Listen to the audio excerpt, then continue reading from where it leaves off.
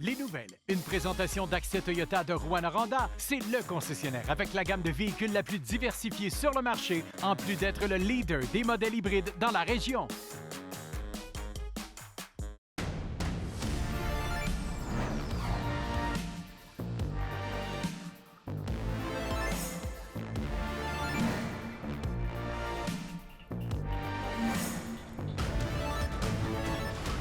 Ici Anthony Dallaire et voici vos informations. On débute le bulletin avec une nouvelle qui nous vient du monde judiciaire. Tory Gauthier, un Témiscabétibien de 26 ans vivant à Kipawa, a été condamné à 10 mois de prison à domicile pour avoir distribué du matériel de pédopornographie à travers l'application Kik. Le Journal de Montréal rapporte que la condamnation fait suite aux 71 documents illégaux qui ont été retrouvés sur son ordinateur et son téléphone cellulaire grâce à une opération secrète d'un agent du FBI en 2021. Le jugement de la Cour du Québec fait état de fichiers où des enfants entre 4 et 8 ans étaient montrés dans des actes sexuels dégradants perpétrés par des adultes. Et on poursuit avec un automobiliste de 17 ans qui a été intercepté par les policiers de la Sûreté du Québec vendredi soir pour un grand excès de vitesse. Il roulait à 194 km/h dans une zone de 90 km/h sur la route 117 à Rivière-Éva. L'individu a également tenté de fuir les policiers. Le jeune homme de Val-d'Or a donc reçu un constat d'infraction totalisant 960 $ et 24 points d'inaptitude pour un grand excès de vitesse, ainsi qu'une amende de 362 $ pour ne pas avoir immobilisé son véhicule sans délai. Son permis de conduire a été suspendu sur le champ pendant une période de 7 jours et son véhicule a été remisé. Et changement complet de sujet, puisque la santé publique de l'Abitibi-Témiscamingue a mandaté une étude de l'Université Laval. La recherche portera sur les effets sociaux et individuels vécus par la population de Rouyn-Noranda résidant à proximité de la fonderie Horn. Alexandre Cabana a préparé ce qui suit. Mieux connaître les perceptions et les préoccupations de la population sur le dossier de la fonderie Horn. Voilà l'objectif que s'est fixé la direction de la santé publique de l'Abitibi-Témiscamingue. Donc, c'est le dossier des qualités de l'air à Rouyn-Noranda qui est lié aux activités industrielles. Donc, on sait que nous avons une fonderie à Rouyn-Noranda. On veut avoir plus un portrait plus juste, une meilleure compréhension de ce que notre population en comprend de ces dossiers-là, de quelle manière elle préfère qu'on l'accompagne dans ce dossier-là également. C'est donc dans un esprit de bienveillance que les citoyens et les citoyennes de Rouyn-Noranda seront questionnés sur leurs opinions, notamment sur la gestion des risques. Donc, ça nous aide à savoir ce qui préoccupe le plus la population dans ce dossier-là. Est-ce que c'est le fait que, il y a les sols qui sont contaminés? Est-ce que c'est l'impact que ça a sur le fait que les gens déménagent maintenant? Qui sont les enjeux et comment on peut identifier les priorités à travailler?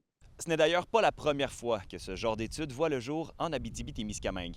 Il y a quelques années, à Malartic, une étude semblable avait été élaborée cette fois pour l'arrivée de la mine canadienne Malartic. Et le CISAT sera en terrain connu puisque l'étude sera élaborée par la docteure Sabrina Doyon, une chercheure de l'Université Laval qui avait justement travaillé sur le cas de Malartic. Pour faire ça, c'est mieux si c'est quelqu'un neutre. Donc, quelqu'un objectif qui vient dans le milieu et qui pose ces questions-là. Une première collecte d'informations aura lieu cet automne, suivie d'une seconde au printemps prochain. Et si tout va bien, le CISAT espère être en mesure d'appliquer certaines recommandations dès l'automne prochain.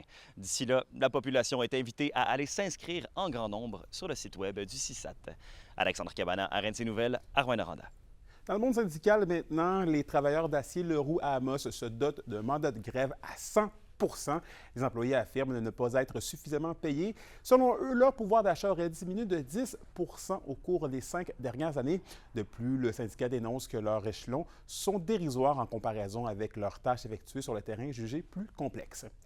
Et je m'adresse aux chasseurs maintenant et je vous pose la question, avez-vous déjà perdu la trace d'un gibier? Eh bien, l'Association des conducteurs de chiens de sang du Québec se donne pour mission depuis 2008 de répondre à cette question. À moins d'une semaine du début de la chasse, je suis allé à la rencontre de l'un de ces passionnés. Lexi, viens, viens.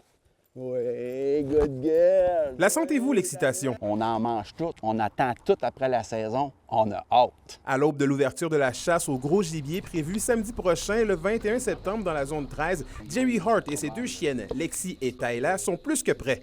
Ils sont 14 dans la région à être accrédités comme conducteurs de chiens de sang. Moi, ma job, là, ma passion, là, c'est de retrouver son orignal pour pas que le chasseur en tire un autre. L'orignal, là, c'est un beau gibier, c'est un bon gibier. Le monde adore le gibier d'orignal.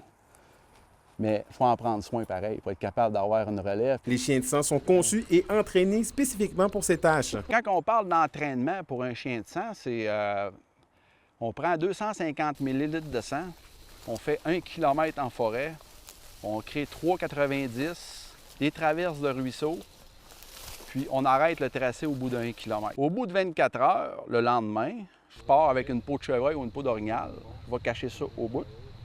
Et je décolle à l'endroit où j'ai fait une simulation de tir. Une fois contacté, le conducteur questionne le chasseur au téléphone pour faire une première évaluation. Une fois sur place, des mises en situation sont faites pour établir les orientations de recherche. À partir de ce moment-là, c'est là qu'on pogne le chien, qu'on prend le chien et on le décolle à l'endroit où l'orignal a été atteint par le projectile. On peut faire 1 km, 2 km, des fois 3 km. La plus grosse recherche que j'ai faite aujourd'hui, c'est 8,75 km en arrière d'un orignal. On l'a récupéré. C'est toute une joie. Un enjeu réside dans la loi actuelle. Elle ne permet pas aux conducteurs de chiens de sang de porter une arme à feu. La loi sert à prévenir le braconnage, mais elle met des bâtons dans les roues des conducteurs. Qu'est-ce qu'elle nous permettrait de faire? C'est de partir avec une arme, le conducteur, accrédité, attesté. Tu vas être capable de finir la job. Que l'animal arrête de souffrir. Selon ce dernier, la loi pourrait être modifiée à la mi-octobre ou en début novembre. D'ici là, Jerry Hart a le même message pour tous les chasseurs. Cassez-vous pas la tête si vous avez besoin d'un conducteur. Vous parlez à un, on est tous associés ensemble. Vous avez des questions, vous tirez sur un gibier, gênez-vous pas les amis. L'Abitibi-Témiscamingue est en arrière de vous tous. Appelez un conducteur, il va se faire un plaisir de vous répondre. Fait que bonne saison de chasse. Anthony Dallaire, RFC Nouvelles, Val-d'Or.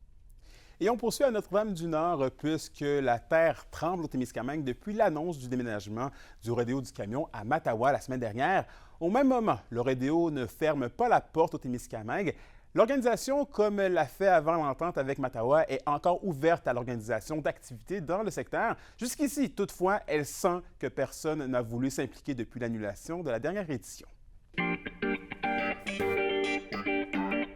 Et au culturel, les amateurs de musique punk seront ravis de savoir que le groupe montréalais Spite House est en spectacle à la Punk House de Rouyn-Noranda ce soir. C'est la toute première date de leur tournée nord-américaine. La première partie est assurée par Jérémy de Knive. C'est ce soir dès 19h que vous pourrez assister au concert au prix suggéré de 10 $, mais le prix est une contribution volontaire.